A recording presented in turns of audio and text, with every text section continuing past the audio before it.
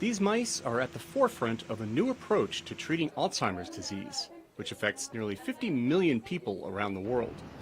Researchers at the Rockefeller University have found a way to block the blood clots and inflammation that form when a toxic protein called A-beta binds to fibrin, a protein component that helps to clot blood, but has also been linked to the onset of the disease. So that inflammation is a good thing if fibrin's supposed to be there. If you cut yourself, you injure yourself, there's fibrin, it brings in white blood cells, they clean up the mess, everybody goes away.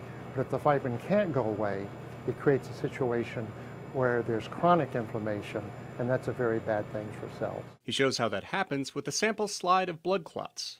And this is a normal clot, and this is a clot made in the presence of the Alzheimer's peptide. And you can see that this is much more disorganized with these clumps around. And now what we're going to do is add a clot-busting enzyme down here and look at the dissolution of these clots. And you'll see that the normal clot gets degraded completely and very quickly, whereas the clot in the presence of the Alzheimer's peptide, which is disorganized, gets degraded less quickly and also not completely. These clumps are left behind. That blocks blood flow and causes inflammation, leading to the cognitive impairment of Alzheimer's. But adding the component RU505 slowed the progression of the disease in mice.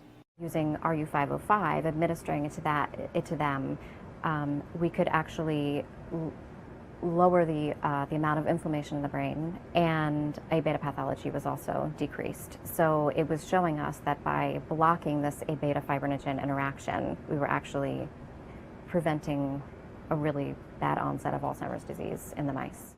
While the cognitive improvement in mice has been impressive, researchers note that it may be many years before RU505 can potentially be used to treat Alzheimer's in humans. For writer Faith Lapidus, I'm Steve Baragona, VOA News.